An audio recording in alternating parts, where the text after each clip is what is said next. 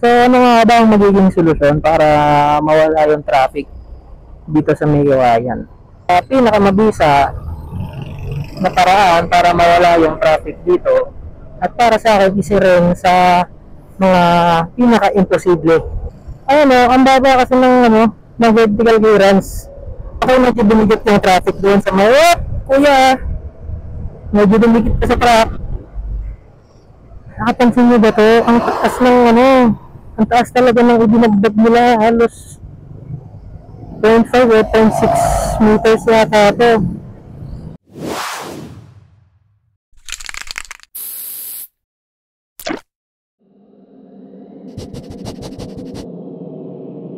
Musta guys? Musta bro?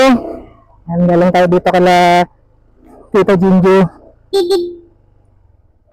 Yan, gawin na tayo ng May Kawayan. Kapag tinasting natin itong camera saka itong microphone, kaso basag eh. Hindi ko alam kung bakit. Siguro dahil naka face mask. Ngayon na-adjust natin yung pwesto, nilagay natin sa may sa may mata para di siya masyadong dikit. Kasi kapag humahangin, pumapangit yung quality. Siguro pangit yung mic. Dito tayo sa Malolos, subdivision Woodlands. Medyo bahain dito, pero maganda sa dito tahimik. Problema lang pagka ganitong maulan, madalas binabaha. Yan. Kahit nabahain dito, meron pa rin mga bumibili ng lupa. Ba't kaya? Mura kaya?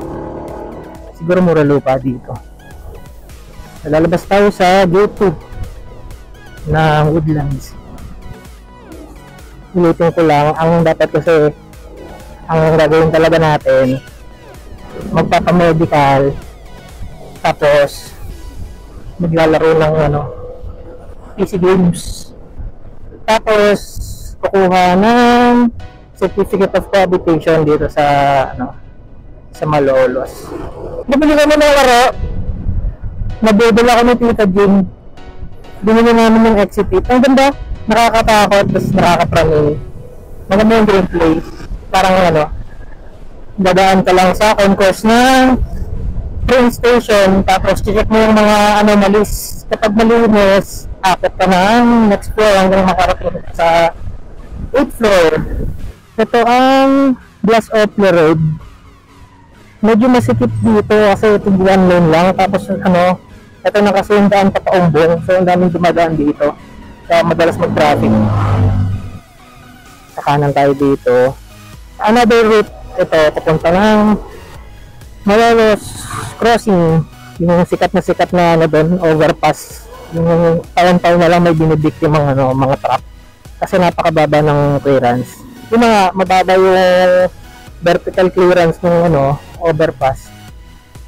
Ginagamit pa rin ng mga truck, hindi ko alam kung bakit. Ang dami nang nadadali nun, hindi ba nila nakikita. Pagkaliwa natin dito, crossing. May sikat dito na kainan para sa mga estudyante ng Bulacan State University. Yung Amelitos. Sobrang sulit dyan. Nung panahon ko, lang yan 70 pesos, only rice na yan only soup, only gravy.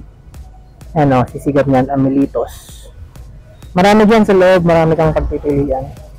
Ito yung tulay na to, yung overpass na may mababang vertical clearance, pero ginagamit pa rin ng mga truck. So nangyayari, tumatama sila. Ang dami nang nabibiktima nito. Ito papakita ko sa inyo.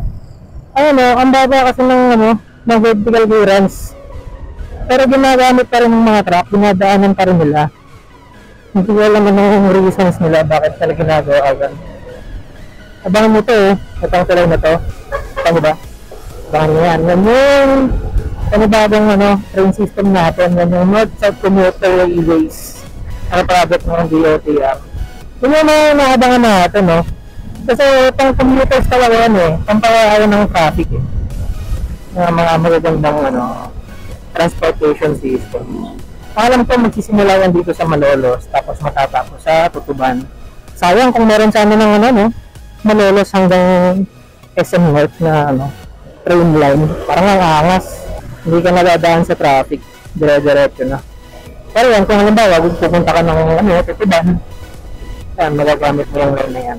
Tapos, ang nakikita nyo, itong shell, may katabi ng STI. Alam ko, itong lupain dito, ayan, yung malawak na lupain dyan, sa likod ng mga jeep. Ang alam ko, gagawin daw yung SM parang nabili yan ng SM. Di tayo sure Pero what if nabili nga ng SM, tapos magtatayo sila dyan ng panibagong mall. Ano kaya mangyayari dito sa daanan na to? Sisikip kaya lalo. Kotse lang tayo, walang traffic masyado. Pero kung papunta tayo, yung galing na tayo ng Tabang, yung pabalik tayo ngayon, sobrang bigat ng traffic.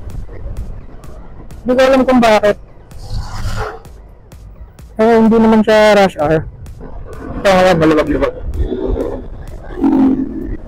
Pala, ang gamit natin ng motor, ito si ATV 160.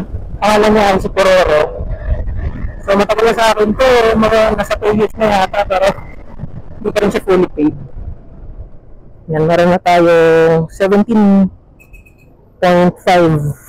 Odo. Kasi ginagamit na natin ito pang long rides. Kung saan na tayo nakarating gamit. Abangan nyo pala, magkakaroon kami ng motocamping sa mga Zambales. So papaschedule ko na siya siguro mamaya. Kasama natin ang natin, yung mga riding buddies, ang KLB. Mamaya na kami doon. Tapos na natin ngayon, simulangan, tapos na natin yung mga ganitong lakad. Sayang! So habang kumakain ako, pinapanood ko, puro rides, camping. Pero din naman, maganda naman yung experience. Saka, feeling ko naman, worth it na napanood. Kaya re-record na lang natin. Saka para meron tayo ng record na memories experience. Dito na tayo sa Tabang. Dito. Yan. Ito pa yung isa, hindi ko alam kung ano magiging diskarte nila. Kasi, yung magiging istasyon nitong NSCR dito sa Giginto, hindi alang MacArthur kasi hindi ko siya nakikita talaga at all. Nasaan sa banda? Hindi siya alang MacArthur. Yun. So hindi ko alam kung ano magiging yan. Paano i-develop para maging accessible siya sa mga sasakay.